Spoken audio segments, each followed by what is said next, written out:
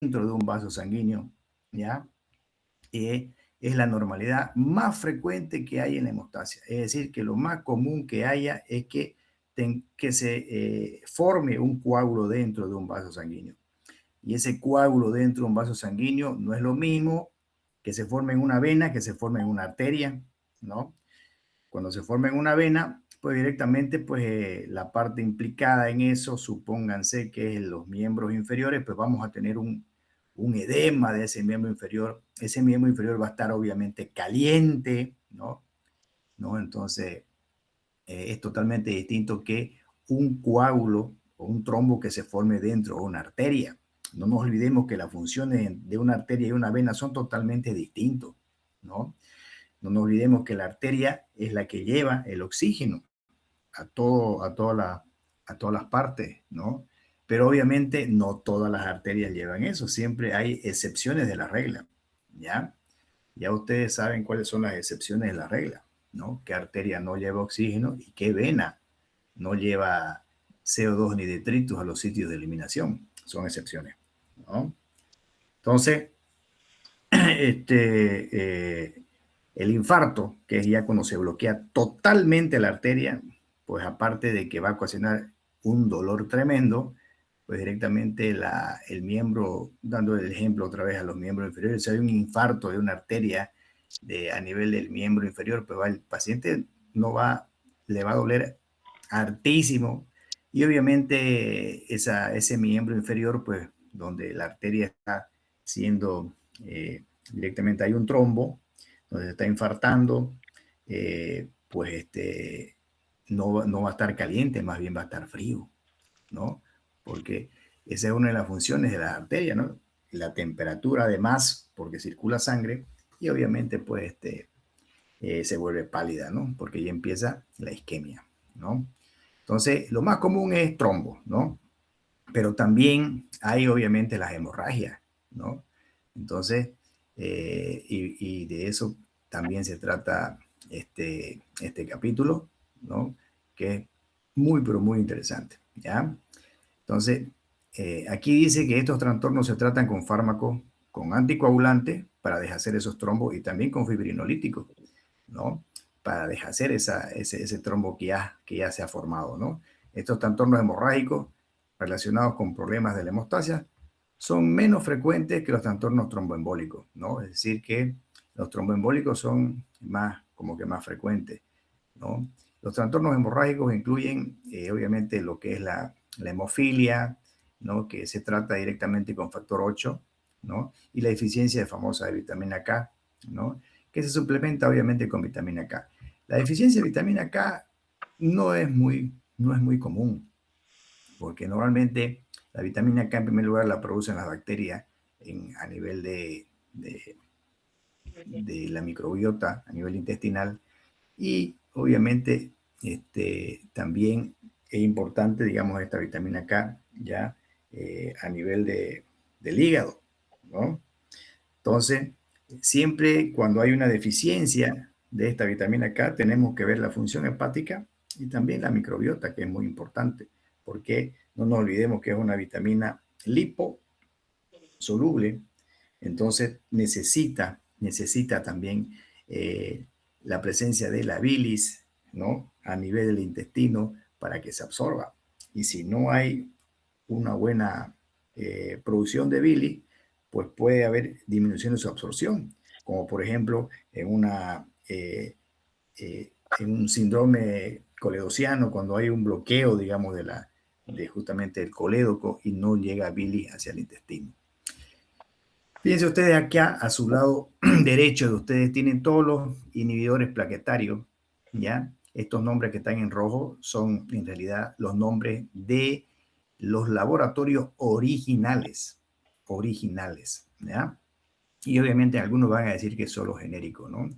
Entonces aquí tienen el Avexitmab, tienen la aspirina, que es el más conocido, el cangrelor, cilostazol, clopidogrel, dipiridamol, eftifibatida, parasugrel, ticagrelor, ticlopidina, tirofiban. Todos estos son inhibidores plaquetarios, ¿ya? Anticoagulantes, apixaban, argotrofán, betrixaban, ¿no? Viva virulina, dabigatran, dalteparina, desiluridina, edoxaban, enoxaparina, fondaparinux, heparina, rivaroxaban, warfarina. Hay muchos que lo van a ustedes tener como que más conocido. Por ejemplo, aquí uno de los más conocidos, pues es la heparina, ¿no? Otro que es muy conocido también es la warfarina, que son anticoagulantes los más antiguos que hay, ¿no? Y que obviamente siguen en la actualidad utilizándose, ¿no? Aunque ya hay, vamos a ver, vamos a revisar las diferencias con los nuevos, estos que han salido, ¿no? Que también tienen un mayor nivel de seguridad. Y los trombolíticos, ¿no? Cuando está el coágulo formado, ¿no? Que es la famosa alteplasa y la tenecteplasa, ¿no? Y el tratamiento, obviamente, del sangrado cuando hay una hemorragia, ¿no?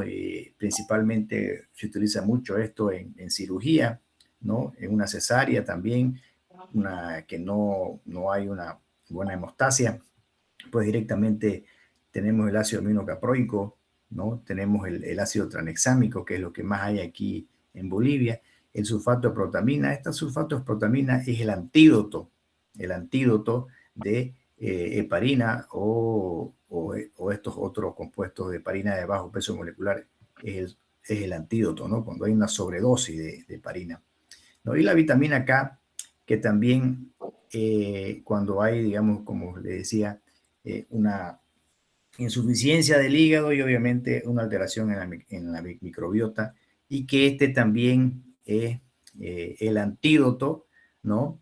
Cuando hay una sobredosis de warfarina, ¿no? Porque directamente la warfarina actúa de esa manera, ¿no? Inhibiendo a la vitamina K, es su antídoto, ¿no? Bien, aquí dice trombo frente a émbolo, ¿no? Ya saben que el trombo es el coágulo, pero el coágulo que se mantiene en un solo lugar. En cambio, el émbolo es el que viaja, ¿no? Hay un accidente de placa, directamente, supónganse, en la arteria femoral, ese accidente de placa, pues viaja por las arterias y se va a ir directamente, se desprende, digamos, un coágulo pequeño y se va a ir, obviamente, a un lugar donde ya no es el diámetro suficiente como para que siga circulando y se queda y provoca obviamente un déficit, ¿no? De acuerdo al lugar donde ya no hay, donde no pueda pasar, digamos, el oxígeno. Un coágulo que se adhiere a la pared de un vaso se conoce como trombo. El trombo se queda. Entonces, normalmente es un coágulo intravascular que flota en la sangre, se conoce como, en cambio, el que viaja es émbolo. El trombo se queda, digamos, en la sangre. Entonces, un trombo que se desprende, ahora ya este trombo se puede convertir obviamente en émbolo. El trombo que se desprende se convierte en un émbolo. Ese émbolo viaja, ya saben ustedes, hasta el lugar más pequeño donde ya se queda y ya produce la isquemia. Entonces, tanto los trombos como los émbolos son peligrosos debido a que pueden obstruir vasos sanguíneos y privar de oxígeno y nutrientes, ¿no? Las trombosis arteriales ocurren con mayor frecuencia en vasos de tamaño medio que se han vuelto trombogénicos debido principalmente a la aterosclerosis, ¿no? La trombosis arterial suele consistir de un coágulo de alto contenido de plaquetas, ¿no? Fíjense estos conceptos interesantes. La trombosis venosa ya es desencadenada por éxtasis venosa o activación inapropiada de la cascada de coagulación. Como que no son iguales. Fíjense, una trombosis arterial, ¿ya? Fíjense, un coágulo con alto contenido de plaqueta, ¿ya? En cambio, fíjense esa parte que dice acá de la trombosis venosa es desencadenada por éxtasis venosa. Éxtasis, ¿qué significa? Que la vena, pues, no se está quedando mucho tiempo esa sangre en esa vena y no está circulando. Entonces, ¿qué pasa, digamos, donde hay éxtasis venosa? ¿Dónde tenemos éxtasis venosa? Cuando hacemos un viaje. Supónganse, si quieren ir ustedes de acá a Cochabamba, están sentados y no mueven sus piernas. Entonces, ahí puede haber una éxtasis venosa, que es uno de los factores predisponentes a que se forme un coágulo. Los viajes largos, ¿no? Esos viajes largos pueden predisponer a eso, ¿no? Entonces, por eso es muy importante mover las piernas, ¿no? Mover las piernas para que poner de pie, digamos, estar sentado, no estar sentado mucho tiempo, ponerse de pie, mover, porque el músculo cuando se contrae directamente también contrae las paredes de las venas y la sangre pues tiene tendencia a ascender y llegar otra vez a la aurícula derecha en el corazón. Entonces, fíjense que tan interesante esta parte, estos conceptos, porque de aquí salen los tratamientos. Entonces, la trombosis arterial es un coágulo, pero con alto contenido de plaqueta. En cambio, la trombosis venosa es una activación inapropiada de la cascada de coagulación, ¿no? La trombosis venosa suele incluir un coágulo que tiene alto contenido, fíjense, de fibrina. En cambio, la arterial es plaqueta, ¿no? Con menos plaqueta que lo observado en los coágulos arteriales. O sea, hay plaquetas, pero predomina fibrina. Entonces el tratamiento como que no es similar, ¿no? Al de la trombosis venosa. Nosotros podemos prevenir, por ello, digamos, fíjense que todo lo que es arterial da infarto, ¿ya? Y corre el riesgo de que algo en el organismo nuestro se necrose, ¿no? Entonces, por eso es importante, ¿ya? Utilizar, por ejemplo, los antiagregantes plaquetarios. Por ejemplo, en un paciente que tenga un dolor de pecho, ¿ya? Y que tenga los factores de riesgo, ¿no? Correspondientes, y ustedes estén haciendo su año de provincia, estén en el campo, creo que ahora solamente son 3 meses. De todas maneras, si están por el campo o algo y hay un paciente que tenga dolor de pecho, el paciente que sea hipertenso, el paciente que sea diabético, el paciente que sea sedentario, el paciente que sea obeso, el paciente que directamente tenga todos esos factores predisponentes y le duele el pecho, pues no, yo creo pues imposible que nos equivoquemos. Ese paciente se está infartando, ¿no? Entonces, si sabemos ahora por solamente conocer este concepto de decir que el dolor del pecho que tiene porque su arteria coronaria se está infartando y sabemos que tiene un alto contenido de plaqueta, nosotros a ese paciente le podemos salvar la vida solamente dándole ácido acetil salicílico, aspirina, hasta que llegue a un centro ya de mayor complejidad para que sea atendido. Solamente ustedes les dan 500 miligramos de ácido acetil salicílico, una aspirina de las de 500 miligramos masticada, ese paciente, y le salvan la vida a ese paciente. Fíjense de interesante solamente por conocer eso. Bien, respuesta plaquetaria a una lesión vascular. Los traumatismos físicos, ¿ya? Al sistema vascular, es decir, directamente cuando hay una punción directamente o cuando se corta o se punciona un vaso, se dice una serie compleja de interacciones entre las plaquetas, células endoteliales y la cascada de coagulación, ¿no? Todo eso interacciona. Plaqueta, células endoteliales, porque ya saben ustedes, las células endoteliales son las que están obviamente en el endotelio de todos los vasos sanguíneos y se estimula la cascada de la coagulación. Estas interacciones conducen a una homeostasis o suspensión, ¿ya?, de la pérdida de sangre de un vaso sanguíneo dañado, ¿ya? Las plaquetas son fundamentales en este proceso. Las plaquetas, cuando hay un daño, directamente van y tapan, ¿no? Automáticamente, ¿no? Al inicio hay un vasoespasmo. Esto también es importante. Por eso es que muchas veces cuando se corta una arteria importante por un accidente de tránsito, incluso pongámoslo algo más frecuente, digamos, a veces la gente se duerme en las rieles del tren, ponen sus piernas, el tren pasa y los secciona totalmente. Y a veces esas personas no llegan a fallecer. ¿Por qué? Porque la fricción esa que ha sucedido en el miembro inferior, cortado por el tren, produce también, el organismo se defiende con un vasoespasmo. Entonces, directamente la arteria se comprime y no sale sangre. Obviamente que va a salir sangre, pero el vasoespasmo ayuda para que no siga perdiendo en mayor cantidad de sangre. Entonces, por eso que dice que al inicio hay un vasoespasmo sanguíneo dañado, ya del vaso sanguíneo dañado, para evitar una pérdida adicional de sangre. A eso se refiere. El siguiente paso implica formación de un tapón de plaqueta y de fibrina en el sitio de la punción, y La creación de un trombo indeseado incluye muchos de los mismos pasos en la formación de un coágulo normal, excepto que el estímulo desencadenante es un trastorno patológico del sistema vascular más que un traumatismo físico externo. Es decir, que la fisiología o fisiopatología, ¿ya?, de un trombo, ¿ya?, realizado por una punción o una cortada de un vaso sano es igual que la fisiopatología de un accidente de placa, similar, ¿no? Entonces aquí cambia nomás directamente el mecanismo que produjo esa lesión. Fíjense que aquí las plaquetas, ¿ya?, actúan como centinelas vasculares, porque son directamente soldados. Donde hay algo lesionado, ¡pum!, van y lo tapan. Vigilan la integridad del endotelio, es decir, que todos los vasos sanguíneos tienen que estar sanitos, ¿no?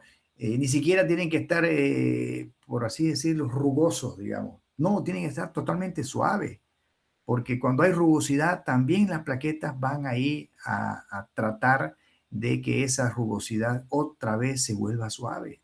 Las plaquetas en reposo circulan libremente debido a que el equilibrio de las señales químicas indica que el sistema vascular no está dañado, ¿no?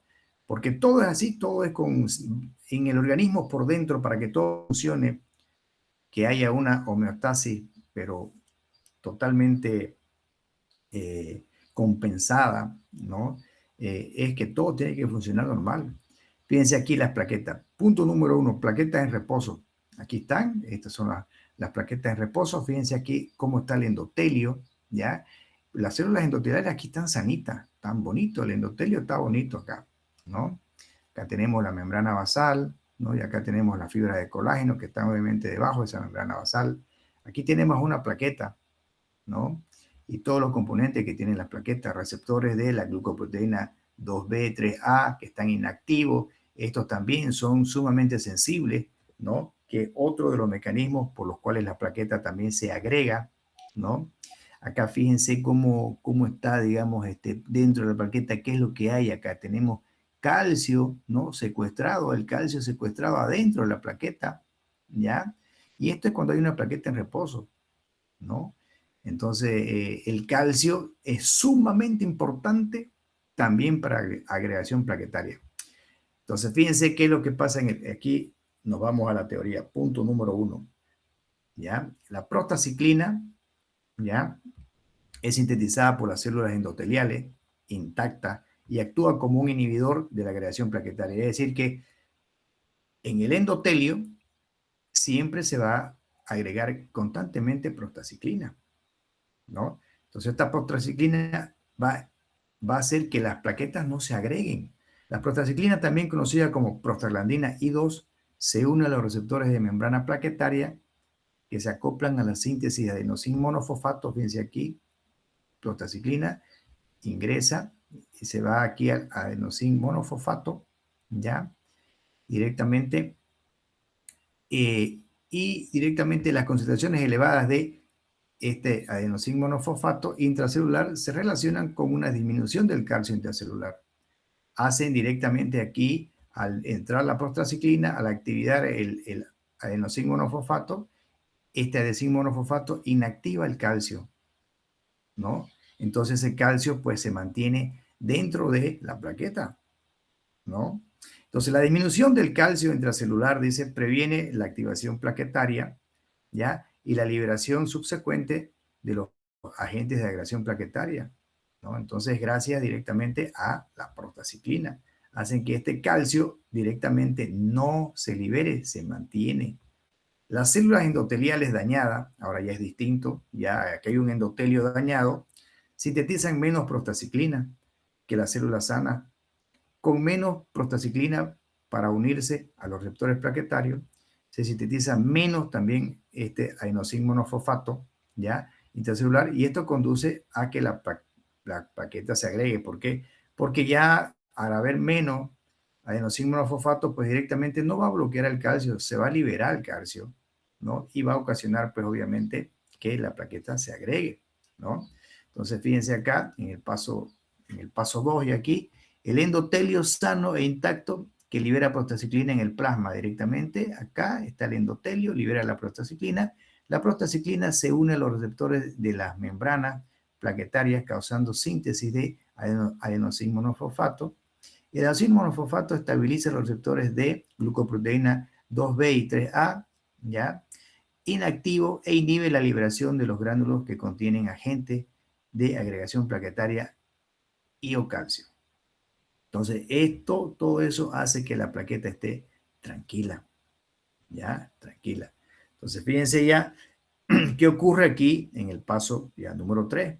Aquí ya tenemos aquí tenemos un endotelio que aquí estaba tan bonito, fíjense la flecha, aquí estaba tan bonito en el punto 1, bonito, intacto, íntegro, entonces no pasa nada. Pero aquí ya pues hay, caramba, aquí hay una solución de continuidad, ¿no? Aquí directamente ya hay hasta contacto con las fibras de colágeno. Ya también la membrana basal del endotelio también ha sido lesionada, ¿no? Y las plaquetas que están circulando siempre, pues aquí ya van a tener, cuando ya se actúan ya con las fibras de colágeno, ya es distinto. Las plaquetas activadas directamente ya cubren esta superficie porque aquí está dañada, ya subendotelial expuesta obviamente a ese endotelio que se ha dañado. Y aquí directamente las plaquetas activadas, ¿no? Cuando están en contacto con, obviamente, con el colágeno y con ese endotelio dañado, van a liberar mediadores químicos, ¿no? Y estos mediadores químicos liberados por la plaqueta son el tromboxano A2, adenosín fosfato, serotonina, ¿ya? Que obviamente vamos a ver, fíjense, funciones de la trombina, tromboxanos y colágeno. Directamente la membrana plaquetaria también contiene receptores que pueden unir la trombina, tromboxanos y colágeno expuestos. En el vaso normal intacto, cuando hay un vaso normal, las concentraciones circulantes de trombina y tromboxanos son bajas y el endotelio intacto cubre el colágeno en las capas endoteliales. Es decir, aquí directamente el endotelio sano, pues no hay absolutamente nada, todo está normal, todo circula normal, pero cuando hay una lesión, una solución de continuidad, pues directamente ya las plaquetas se activan con el colágeno acá, ya, con esas fibras colágenas, y van a liberar pues muchos factores, empiezan a liberar para, obviamente, ¿cuál es la consecuencia? De que mandan citoquinas para que haya más agregación plaquetaria. Entonces piden ayuda para que directamente se agreguen cada vez más y más y más y más, ¿no? Entonces, los receptores plaquetarios correspondientes están, por lo tanto, desocupados y como resultado no se inicia la activación y la agregación plaquetaria. Sin embargo, eso es obviamente en un endotelio sano. Sin embargo, cuando están ocupados, ya cada uno de estos receptores desencadena una serie de reacciones que conduce a la liberación hacia la circulación de gránulos intracelulares por parte de las plaquetas. Esto a la larga estimula la agregación plaquetaria. Entonces, siempre cuando el vaso está normal o intacto, pues no pasa absolutamente nada. Pero cuando ya el vaso está dañado, cuando ese endotelio está dañado, pues directamente se va a lanzar una serie de acciones para que cada vez haya mayor agregación plaquetaria. La adhesión o agregación plaquetaria ocurre solamente cuando el endotelio está lesionado, ¿no? Entonces estas plaquetas se adhieren y virtualmente cubren el colágeno expuesto del endotelio. O sea, directamente el colágeno hace que las plaquetas se agreguen, ¿no? Esto desencadena una serie de complejas de reacciones químicas, lo que resulta obviamente en la activación plaquetaria. Y en la activación plaquetaria, los receptores en la superficie de las plaquetas adheridas, ¿ya? Son activados por el colágeno del tejido conjuntivo adyacente. Fíjense que ese colágeno, en otras palabras, ya está debajo de la membrana basal. Entonces, por eso es que en un vaso intacto no se activa la plaqueta.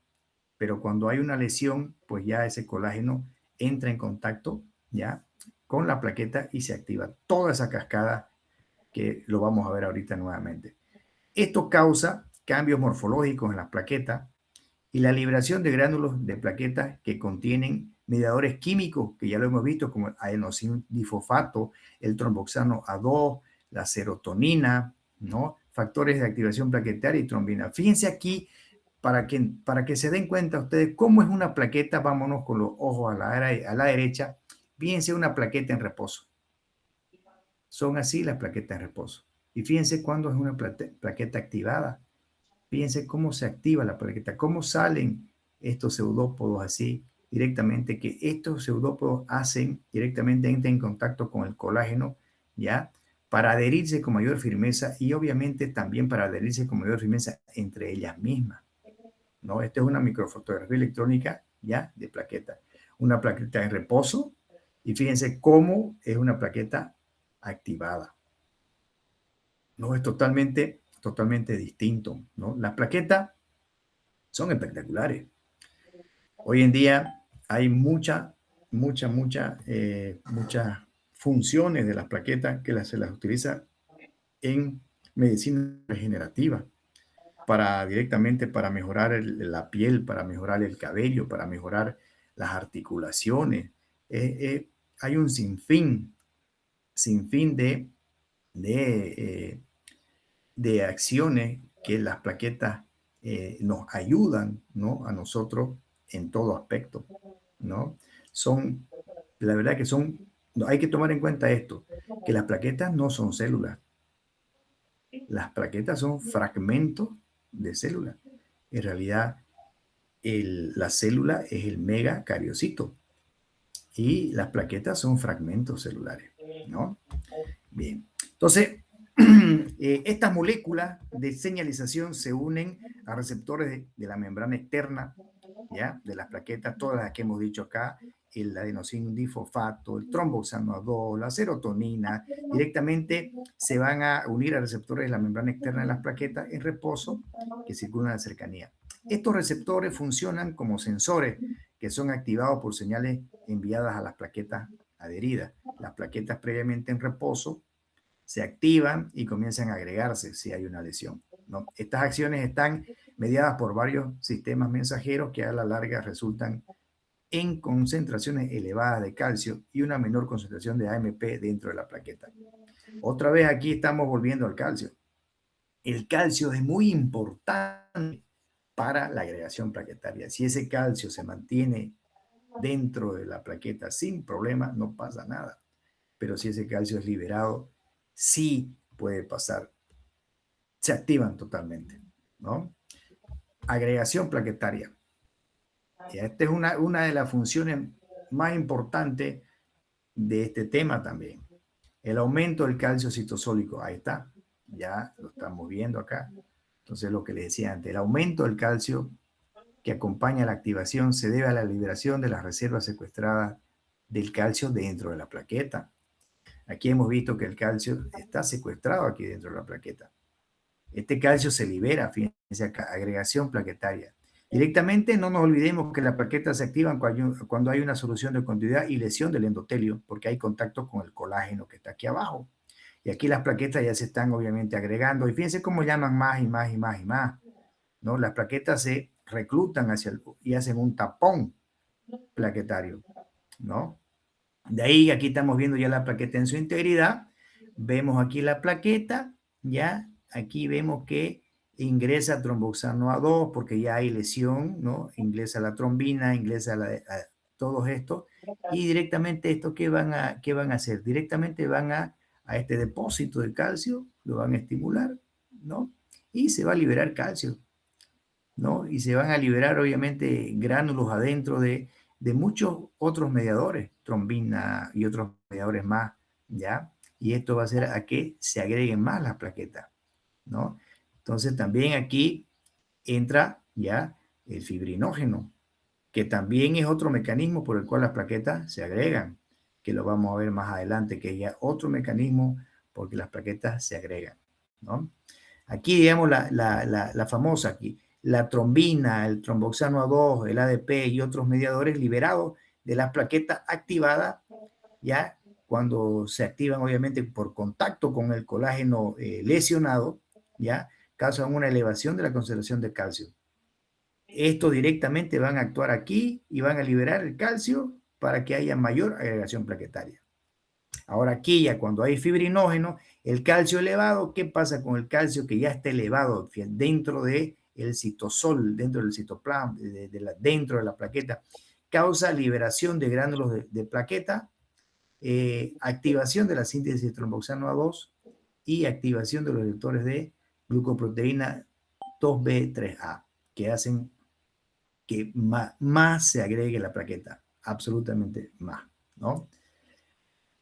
Aquí directamente, pues lo mismo, aquí está el coágulo de plaqueta, pues ya está formándose un coágulo ya formado porque ya viene la fibrina y el fibrinógeno ayuda a que este coágulo ya sea más consistente, más duro, ¿no? Entonces, fíjense, ya aquí dice que la heparina ya inhibe ya esta parte, ¿no? Cuando ya hay heparina, porque ya la heparina normalmente actúa a nivel de lo que es ya, obviamente, el fibrinógeno, ¿no?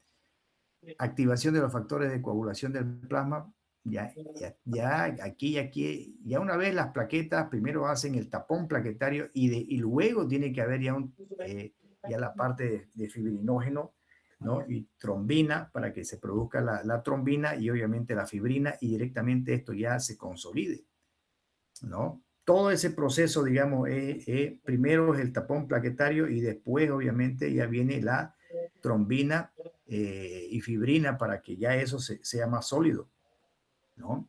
Entonces aquí ya este paso 8 pues obviamente es lo que es la formación del tapón de fibrina con plaqueta, este de acá. Y aquí el último paso que es la fibrinólisis directamente, ¿no? Activador tisular del plasminógeno en plasmina y los péptidos de fibrina que directamente van a destruir obviamente y causar esa fibrinólisis, que lo vamos a ver ahorita en la teoría, vamos a explicarlo más detenidamente. Entonces no nos olvidemos todo lo que hace la plaqueta, ¿no? Aquí hemos dicho, primero, la liberación de los gránulos de las plaquetas que contienen mediadores como el ADP, serotonina, que van a activar a otras plaquetas. Segundo, activación de la síntesis de tromboxano A2, que va a activar más plaquetas. Y aparte, el tromboxano A2 también produce vasoconstricción, ¿ya?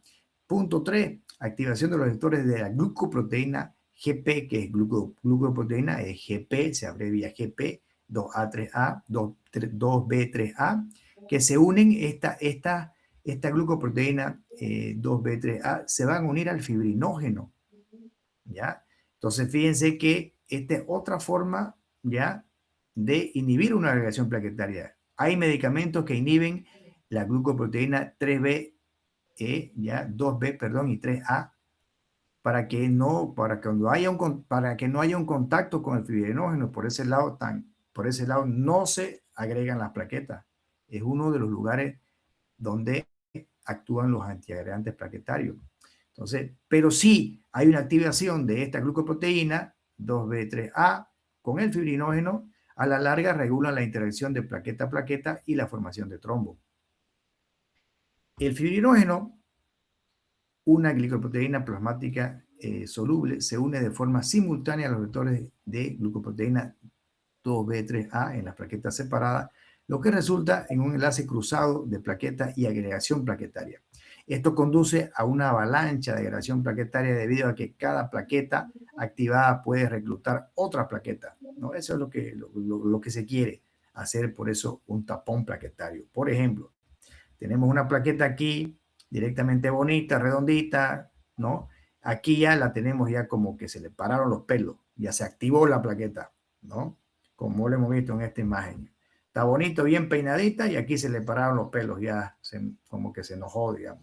Significa que se activó y empieza ya a mandar todos los gránulos que tienen por dentro y todas esas citoquinas y factores de crecimiento que tienen por dentro. Entonces aquí la agregación plaquetaria, pues directamente todas las plaquetas ya se activan, ¿no?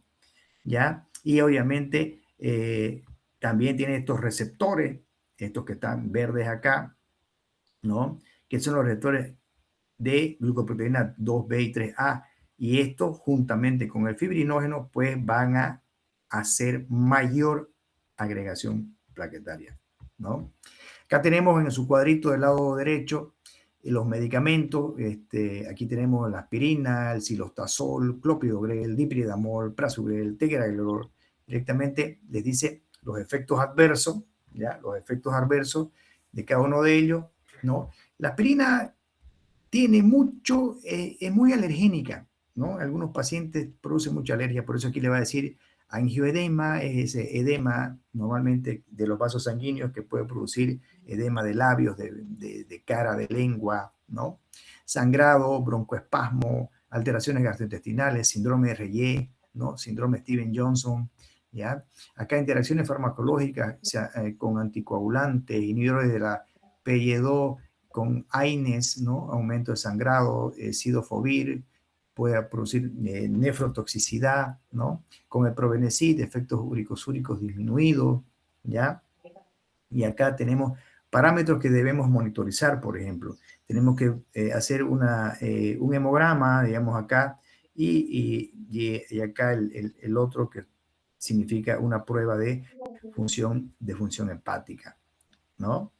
Entonces, y así con cada uno, silostazol, por el sangrado, alteraciones gastrointestinales, cefalea, edema periférico, síndrome de Steven-Johnson, ¿ya? Aquí tienen ustedes todo esas abreviaciones que significan, ¿ya? Acá. Fíjense ustedes que el silostazol es un vasodilatador arterial, ¿ya? Hay que tomar en cuenta eso. Aparte de vasodilatador arterial, es antiadherente plaquetario. Interacciones farmacológicas con alimentos hay que administrar principalmente con estómago vacío. ¿Y qué hay que hacer? Una bioquímica hemática o un hemograma. ¿Por qué un hemograma? Porque siempre en un hemograma, en el hemograma completo, está obviamente el recuento de las plaquetas. Por eso solamente con un hemograma nos damos cuenta de cómo está ya esa parte, ¿no? de las plaquetas. ¿Ya? Clopidogrel, fíjense, sangrado, síndrome Steven-Johnson, los inhibidores de CYP19 fuertes reducen el efecto plaquetario, por ejemplo, omeprazol, ¿ya? El clopidogrel es una droga muy, pero muy interesante, ¿ya? Normalmente de elección en pacientes que se coloca stent a nivel de las arterias coronarias, ¿ya? Dan clopidogrel por más de un año, ¿no? Pero fíjense que tienen interacciones con la citocromo P2C19, ¿no? Y aquí, por ejemplo, omeprazol. Entonces, si damos clopidogrel con omeprazol, puede que disminuya la acción antiplaquetaria del clopidogrel. Y aparte del clopidogrel también hay ciertas patologías, ya, genéticas que no ayuda el clopidogrel. Es porque genéticamente el paciente está predispuesto a que no actúe el clopidogrel. Entonces, si nosotros no tenemos esa información genética, le vamos a dar clopidogrel a un paciente y el paciente se va a infartar de nuevo porque no va a actuar. Eso es importantísimo, digamos que esa es la famosa medicina de precisión, donde ya nosotros tenemos que pedirle al paciente directamente un análisis genético de todo, ¿no? Eso ya se está haciendo, se lo hace y solamente es con saliva o con un pelo, ¿no? Y se manda a laboratorios de afuera, ¿no? Que eso ya a la larga tiene que ya hacerse acá una rutina porque es la medicina de precisión, ¿ya? Dipridamol, sangrado, mareo, molestias gastrointestinales, exantema, interacción con salicilatos, aumento de sangrado, agentes trombolíticos, aumento de sangrado. Para monitorizar, ninguno dice cuando se administra por vía oral. Prasugrel, angioedema, sangrado, dolor de cabeza, causa dislipidemia, fíjense, presión arterial alta, está interaccionado con anticoagulantes porque puede haber un aumento de sangrado, con otros antiplaquetarios, por ejemplo, si damos prasugrel con aspirina o silostazol, lo combinamos, puede aumentar el sangrado, ¿no? Y obviamente haciendo un hemograma nos ayudamos. Ticagrelor, sangrado, disnea, cefalea, elevación de la creatinina. Entonces, por ejemplo, no utilizaríamos, digamos, ticagrelor cuando la creatinina está elevada, ¿no? Inhibidores también de la citocromo P3A4 potentes como el ketonazol aumentan el sangrado, ¿no? Inductores como el citocromo P3A4A como el rifampicina disminuye la eficacia, ¿no? Cómo se directamente se monitoriza con un hemograma y con directamente pruebas de función hepática. Y estos son agentes inyectables, todos estos son agentes por vía oral inyectables, el abecimab, ¿no? La etifibatida y el tirofiban, ¿no? Para todos los agentes que pueden causar esto, hipotensión, náusea, vómito, trombocitopenia, y directamente pueden, interacciones, pueden, aumento de sangrado con, fíjense, ginkgo biloba. ¿Qué significa? Significa que ginkgo biloba también tiene una función antiagregante plaquetaria. Entonces, paciente que toma ginkgo biloba, que es lo más común, darle ginkgo biloba a pacientes que tienen mareo. Es muy común darle ginkgo biloba a pacientes que quieren eh, mayor la parte, ayuda mucho a la parte cognitiva porque es un vasodilatador también de las arterias del cerebro. Entonces, ginkgo biloba también ayuda a la tonificación de las venas cuando hay varices, ¿no? Pero si estamos tomando, digamos, algunos de estos medicamentos, ¿no? No solamente estos, también estos otros, puede haber un aumento de sangrado.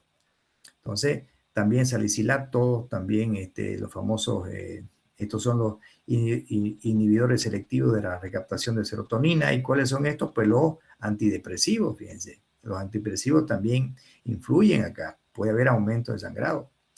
¿Y con qué se hace un seguimiento, una monitorización? Con el tiempo de coagulación, con el tiempo de parcial de trombopatina activada, ¿no? También se puede hacer con un hemograma, ¿no? Un recuento plaquetario con un tiempo de protrombina, ¿ya? Entonces, todos estos medicamentos directamente son los antiagregantes plaquetarios que salvan la vida, digamos, en los casos donde hay un accidente de placa, principalmente, no nos olvidemos, arterial, arterial. ¿Por qué? Porque el trombo plaquetario arterial es abundante en plaquetas, ¿no? Y bueno, aquí como que los últimos pasos, que aquí directamente sería el 8 y el 9, donde ya hay la formación del coágulo, ¿no? La estimulación local de la cascada de coagulación de los factores tisulares liberados por el tejido lesionado y por mediadores en la superficie de las plaquetas, resulta en la formación de trombina. La trombina directamente acá, que es el factor 2A, ¿no? A su vez la trombina, una proteasa de serina, cataliza la hidrólisis de fibrinógeno, ¿ya? Aquí está, fibrinógeno a fibrina, ¿ya? Que se incorpora en el coágulo. Los enlaces cruzados de esto, ¿no?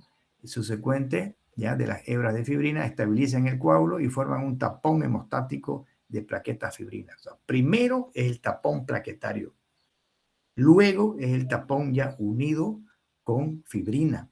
Entonces ya ese se llama tapón hemostático de plaquetas más fibrina, ¿no? Entonces aquí ya ingresa ya la parte ya de la cascada de coagulación aquí, ¿no? Antes no. Y aquí ya con la fibrina ya es como la cascada de coagulación. Por eso que aquí ya tratamientos ya ingresan ya anticoagulantes, ¿no? Y antifibrinolíticos. Porque el antifibrinolítico es a nivel de este paso acá, para que no haya para que haya la fibrinolisis y no se produzca, digamos, el fibrinógeno a fibrina, ¿no? Entonces aquí se hace la fibrinolisis y todo esto se destruye nuevamente, ¿no? ¿Ya? Para que circule la sangre. No nos olvidemos que esto puede aumentar de esta forma, en forma considerable, y tapar totalmente el vaso sanguíneo y producir el infarto, ¿no? Entonces, damos antiagregantes plaquetarios y damos anticoagulantes o damos antifibrinolíticos para destruir ese coágulo y nuevamente circule la sangre, ¿no? Entonces, pero todo eso se hace con criterio, ¿no? No podemos dar, digamos, un medicamento así en pacientes que normalmente no se benefician y podemos causarle más bien una iatrogenia. Entonces aquí la fibrinólisis, que es el último paso, el 9, durante la formación de los coágulos, la vía fibrinolítica está activada a nivel local, el plasminógeno, ¿ya? Y justamente aquí, activador, el plasminógeno, aquí que está, ¿ya? Se procesa de forma enzimática a plasmina, ¿no? Que es la fibrinolicina, por activadores del plasminógeno, y la plasmina limita el crecimiento del coágulo y disuelve la red de fibrina a medida que las heridas sanan. ¿Qué hace, digamos, cuál es la función de justamente de esta fibrinólisis? Que es totalmente fisiológica, si ustedes se fijan. Todo esto de acá es fisiológico. Todos estos pasos son fisiológicos. Todos estos pasos se dan dentro de nosotros cuando tenemos un accidente de placa, un accidente de endotelio, o cuando tenemos una herida, o cuando nos colocan un suero en vena, un catéter central, cuando el cuerpo es invadido por ya sea un factor externo o algo interno. Cuando se provoca la herida por un factor externo o cuando se provoca una herida por un factor interno. Esto es la cascada que normalmente nosotros la tenemos. Entonces ya entra, digamos, el criterio de nosotros como médicos a dónde tenemos que actuar, ¿ya? Para que esa función fisiológica, porque esta es una función de defensa de nuestro organismo. Toda esta cascada, el organismo se está defendiendo. Se está defendiendo porque se ha hecho una herida. Entonces, directamente el organismo quiere tapar esa herida. Pero ahí entra el criterio médico. Si esa formación, o sea, si el tapar esa herida me provoca a mí que me muera por un infarto, entonces ahí está la cosa, ahí está nuestro criterio.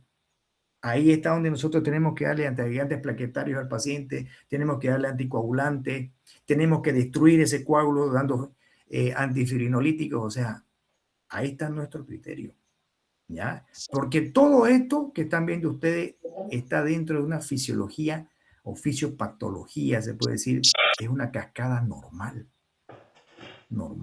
¿ya? Y esto ya lo hemos visto ya, inhibidores de la agregación plaquetaria. Los inhibidores de la agregación plaquetaria disminuyen la formación de un coágulo ya abundante en las plaquetas o disminuye la acción de las señales químicas que promueven la agregación plaquetaria, ¿no? Entonces sabemos que es una función normal, pero cuando ya también es exagerada, pues ya no nos ayuda. Los inhibidores de la agregación plaquetaria, descritos más adelante, inhiben la ciclooxigenasa 1, bloquean, fíjense, este es un mecanismo por el que actúan antiagregando a las plaquetas. Inhiben la ciclooxigenasa 1, que es la COX-1, 2. Bloquean la glucoproteína 2B3A o bloquean los receptores de adenosín fosfato, con lo que interfieren con las señales que promueven la agregación plaquetaria. Actúan en estos tres factores. Ciclooxigenasa 1, bloquean el glucoproteína 2B3A o bloquean los receptores de adenosín fosfato, con lo que interfieren con las señales que promueven la agregación plaquetaria. Estos agentes son beneficiosos, ¿ya?, en la prevención y tratamiento de enfermedades cardiovasculares oclusivas, ¿ya?, en el mantenimiento, ¿ya?, de los injertos vasculares y la permeabilidad arterial, y como ayudante en los inhibidores de trombina o tratamiento trombolítico en infarto de miocardio. ¿Ve? Entonces, todo esto directamente tiene su beneficio, pero con criterio médico, ¿no? Entonces, por ejemplo, si hay un paciente que fume, por ejemplo, sabemos que el fumar daña el endotelio y a la larga va a provocar sí o sí una lesión de placa. Entonces, a ese paciente nosotros le podemos dar en forma preventiva ácido acetilsalicílico. Sí, claro que sí. ¿A quién más le podemos dar? A pacientes dislipidémicos, a pacientes sedentarios, a pacientes diabéticos, a pacientes hipertensos no controlados, porque muchas veces el paciente ni siquiera se controla. Le damos nosotros los medicamentos y el paciente no los toma. Y cada vez que viene a la consulta sigue con el azúcar alta, sigue con la presión elevada, y uno le dice, pero usted está tomando, y le dicen que sí, doctor, pero no es normal. Entonces uno ya directamente pues dice, bueno, no hay por qué mentirle al médico, porque la mentira es para usted es su salud de usted, ¿ya? Nosotros cumplimos con la función. Obviamente tenemos que decirle, ¿no? Que si no se cuida, eh, pues cualquier rato va a tener un- una enfermedad, digamos, que se lo va a llevar de este mundo, ¿no? Así de sencillo. Hay que hablarle de esa forma muchas veces a los pacientes. O si no, bueno, hagamos una cosa. Creo que el medicamento que le está dando su seguro, ¿ya? No debe ser, no debe tener un control de calidad bueno.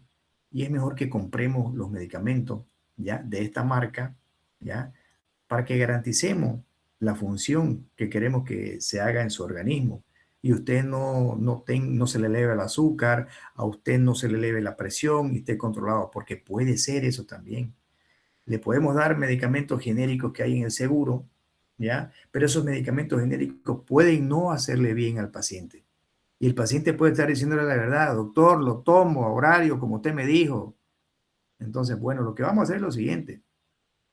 Compremos con otro nombre comercial y veamos cómo nos va, ¿no? Directamente como para decirle, porque tenemos que darle también solución al paciente, ¿no? Tenemos que darle solución. Y el paciente tiene que estar consciente de que si no le dice la verdad al médico, el daño se lo hace el mismo paciente, ¿no? Y eso se lo digo a ustedes para que también lo tomen en cuenta con sus padres, porque a veces los padres son tercos y no dicen, no, prefiero medicina natural, no quiero saber de medicamentos, no quiero ser esclavo de una tableta. Y no es así, no es así. Yo, por ejemplo, me gusta mucho la medicina natural, pero esa medicina natural tiene que ir acompañada, ya, demostrada científicamente con un laboratorio. Si yo tomo, digamos, por así decir, hoja de guayaba o hoja de manga para que me mejore la glicemia y no quiero tomar medicamento, está bien. Tome su hoja de manga, tome su hoja de guayaba, tome su canela, lo que usted quiera, pero hagamos análisis de laboratorio. Si el laboratorio me dice que su control de su azúcar está normal, siga por amor a Dios con su guayaba y bendito sea su hoja de guayaba y su canela, lo que usted está haciendo, porque verdaderamente le está haciendo bien a usted, ¿no? Y no es necesario que tome ningún otro medicamento porque estamos bien controlados. Pero sí me salen los laboratorios totalmente descontrolado, que el azúcar por las nubes, que la hemoglobina glicosilada totalmente alterada. No, pues no estamos haciendo un daño, se está haciendo un daño el paciente, ¿no? Entonces, eso, digamos, es importante recalcarlo. La medicina natural es bendita, pero siempre y cuando se demuestre con laboratorio, o sea, en otras palabras, que se demuestre científicamente si verdaderamente le está haciendo un bien. ¿Ya? Y es lo mismo con todos los medicamentos que estamos viendo en el transcurso del año en farmacología. Con todo. El paciente es muy especial, ¿no? Entonces, estos medicamentos obviamente no han nacido para dañar al humano, más bien han nacido para mejorar al humano, ¿no? Ojo, algunos, ¿no? Porque también, y también hay que darlo con criterio, ¿ya? Y no medicar por medicar, ¿ya? Bien, fíjense acá, y la famosa aspirina, uno de los medicamentos más antiguos que hay y que cada vez le encuentran más y más y más y más beneficios. Es súper interesante la aspirina. ¿Qué hace la aspirina en cuanto a la parte de la agregación plaquetaria? Porque ese es el tema.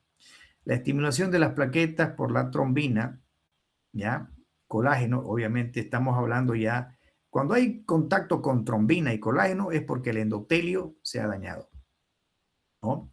Entonces, y obviamente la adenosindifosfato también resulta en la activación de la fosfolipasa de membrana plaquetaria que libera ácido araquidónico de los fosfolípidos de membrana. El ácido araquidónico se convierte primero en prostaglandina H2 por la ciclooxigenasa 1, ¿ya? Entonces, la prostaglandina H2 se metaboliza adicionalmente a tromboxano A2, ¿no? Y el tromboxano A2, ¿qué es lo que hace? El tromboxano A2 va a hacer vasoconstricción y directamente va a haber mayor agregación plaquetaria en directamente. El tromboxano 2 promueve el proceso de agregación que es esencial para la formación rápida de un tapón hemostático. El tromboxano 2 es la clave también, ¿no? ¿Qué hace la aspirina? La aspirina inhibe la síntesis de tromboxano A2 mediante la acetilación de un residuo de serina en el sitio activo de la ciclooxigenasa 1, lo que inactiva de forma irreversible a esta enzima, a la ciclooxigenasa 1. La inactiva, ¿no? Entonces, fíjense ustedes de interesante qué es lo que hace la aspirina. Pero aquí dice irreversible. Ese es un punto clave para que ustedes lo tomen en cuenta. Irreversible. Esto dice desvía el equilibrio de los mediadores químicos para favorecer los efectos de antiagregación de prostaciclina. ¿Ya? Con lo que se previene la agregación plaquetaria. El efecto inhibitorio es rápido y una supresión inducida por la aspirina de tromboxano A2 y la supresión resultante de la agregación plaquetaria duran toda la vida de la plaqueta, que es aproximadamente de 7 a 10 días. La administración repetida de aspirina tiene un efecto acumulativo sobre la función de las plaquetas. La aspirina es el único agente antiplaquetario que inhibe de forma irreversible la función plaquetaria. Pero fíjense ustedes que solamente estamos hablando de la función de agregación plaquetaria, ¿ya? Porque es un antiagregante plaquetario. La aspirina tiene otras funciones. Mejor dicho, la plaqueta tiene otras funciones. Aparte de su agregación, ¿ya? Que ahí, digamos, está metido todo lo que es la parte de este ciclo que vemos acá, ¿no? Está aquí directamente el adenosín fosfato, su calcio intracelular. Acá adentro la plaqueta tiene un montón de gránulos. Fíjense, acá están los gránulos, ¿no? ¿Ya? Entonces, estos gránulos tienen aparte otras funciones. Tienen factores de crecimiento, tienen factores citoxinas inflamatorias, anti y proinflamatorias. Entonces, esas son funciones de los gránulos que tiene la plaqueta adentro. ¿Ya? Entonces, pero obviamente la principal función de la plaqueta es directamente de ir a tapar, ¿no?, una lesión en el endotelio. Y esa función se la consigue con la agregación de las plaquetas. Ahora, si nosotros queremos que no haya agregación plaquetaria para inhibir una lesión, digamos, de que estamos sospechando de que esas arterias ya están dañadas y en cualquier momento hay un accidente de placa o accidente del endotelio, ¿no? Entonces damos directamente un antiagregante plaquetario para que no se produzca ese tapón de plaqueta y tape totalmente el vaso sanguíneo y cause obviamente el infarto, ¿no? La aspirina entonces inhibe irreversiblemente la ciclooxigenasa 1 plaquetaria, ¿ya? Y lo hace de forma irreversible y lo hace durante la vida media de la plaqueta. ¿Cuánto vive una plaqueta? De 7 a 10 días, ¿no? Entonces, la aspirina va a hacer que las plaquetas no se agreguen, pero van a tener las otras funciones de liberar los gránulos de factores de crecimiento y otras cosas. Sí, lo van a hacer, pero no se van a agregar. Esa función va a estar inhibida. Inhibida, obviamente, fíjense, en toda la vida de la plaqueta, de 7 a 10 días. Por eso es que cuando el paciente se va a operar, ya le dice al paciente, el médico le dice, ¿usted toma aspirina? Sí, muy bien. Entonces deje de tomar, por favor, una semana antes de su cirugía, obviamente para que sus plaquetas estén bien y no haya sangrado durante la cirugía. O sea, esa es una cirugía programada, ¿no? Pero supóngase que el paciente esté tomando antiagregantes plaquetarios y tenga una cirugía, una apendicitis. No va a esperar el médico 7 a 10 días para que se agreguen para que no tenga la función agregante de las plaquetas, porque la aspirina hace eso. No, se opera igual. Si yo a un paciente que recibe plaqueta, ¿ya?, le pido yo un hemograma, las plaquetas no se van a alterar porque no inhibe la producción de plaquetas, porque la producción de plaquetas normalmente está en la médula ósea. O sea, se van a seguir produciendo las plaquetas de forma normal, pero no van a tener la función de agregación plaquetaria. Eso quiero que esté bien entendido por ustedes. O sea, es decir, la aspirina directamente inhibe irreversiblemente la ciclooxigenasa 1 y al disminuir la ciclooxigenasa 1, disminuye obviamente aquí también el tromboxano A2. Entonces, eso es la forma en que la aspirina bloquea la agregación plaquetaria, ¿no? Entonces, eso es muy importante que lo tomen en cuenta, ¿ya? El organismo va a seguir produciendo plaquetas porque la produce la médula ósea, pero si el paciente toma aspirina, esas plaquetas no se van a agregar, no se van a agregar, ¿no? Entonces, un paciente que tiene que operarse una apendicitis por emergencia, ¿ya? Se opera nomás sin ningún problema. El médico va a haber un ligero mayor sangrado en ese paciente, sí, ¿no? Pero se puede hacer una coagulación, pues, de forma física, digamos, ya con, con láser, con calor, con los electros cauterios, los bisturí que pueden producir coagulación y todas esas cosas dentro del quirófano, ¿ya? Y hacer eso. Bien, vamos a terminar acá con ustedes unos 3 minutitos más. Uso terapéutico de la aspirina. Se usa para el tratamiento profiláctico de la isquemia transitoria cerebral, para reducir la incidencia de infarto de miocardio, para disminuir la mortalidad en el ámbito de prevención primaria y secundaria del infarto de miocardio, para que se den cuenta ustedes de interesantes funciones. Entonces, si nosotros tenemos un paciente que ya tiene una determinada edad y están con las arterias, digamos, ya una ateroesclerosis, profilácticamente le puedo dar yo antiagregantes plaquetarios para que el paciente no tenga embolia. Le puedo dar para que no se infarte. Le puedo dar directamente para que no se infarte ningún vaso sanguíneo dentro de su organismo. Entonces dice, y fíjense la dosis. Fíjense la dosis. Esta dosis es muy importante que la tomen en cuenta. Ocurre la inactivación total de las plaquetas con 75 miligramos de aspirina administrados a diario. La dosis antiplaquetaria recomendada es de 50 a 325 diario. ¿Qué significa eso? Que es suficiente una dosis de 50 miligramos para que haya una antiagregación plaquetaria. Nosotros tenemos en las farmacias la aspirineta de niño es de 100 miligramos, la aspirina de adulto es de 500 miligramos.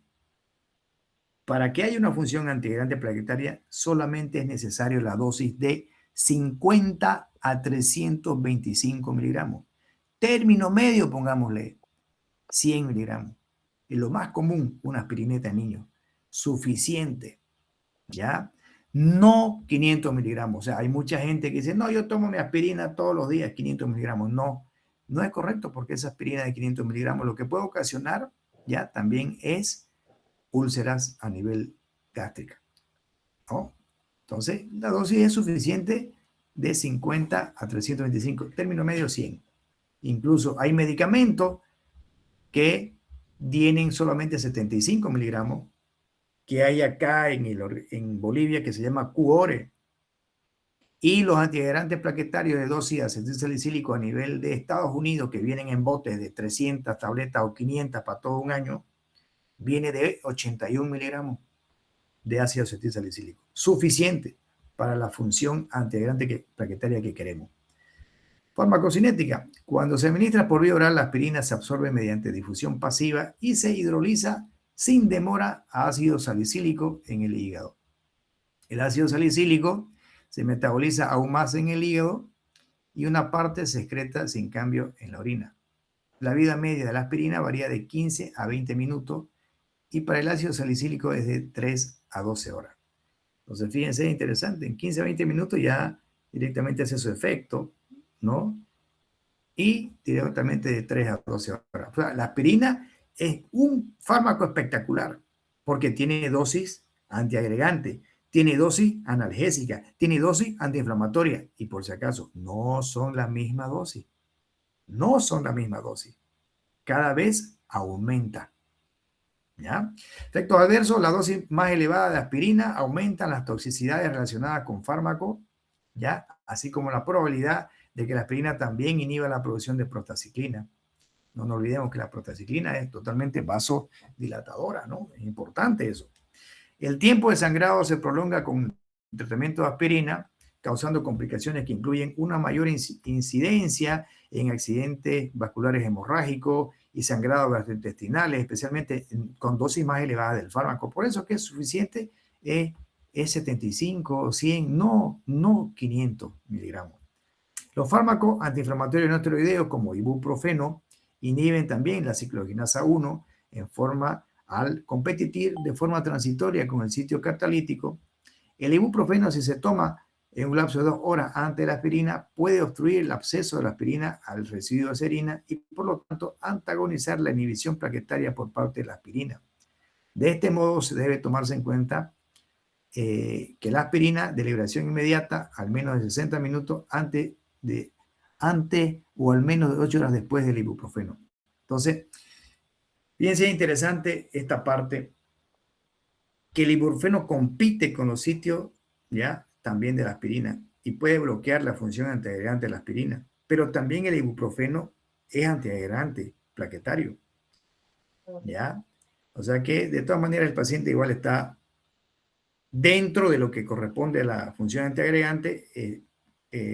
No pasaría nada, digamos, en este caso. Pero sí, no nos olvidemos de este punto interesante que lo está diciendo su libro.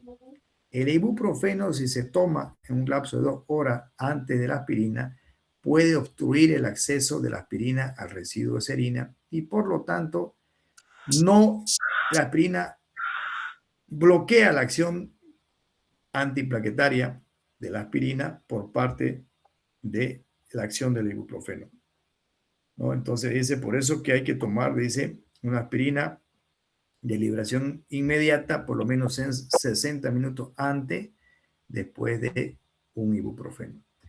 Interesante aclaración en su libro. Muy bien, entonces vamos a quedar aquí en aspirina. Ya esto lo vamos a ver después en la parte de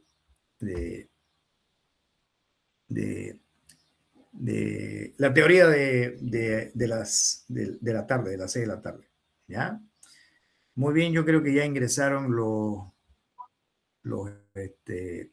otros grupos ya el que corresponde de las 10, ¿no?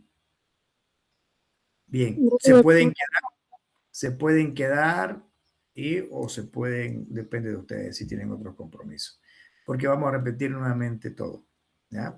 Bien, buenos días.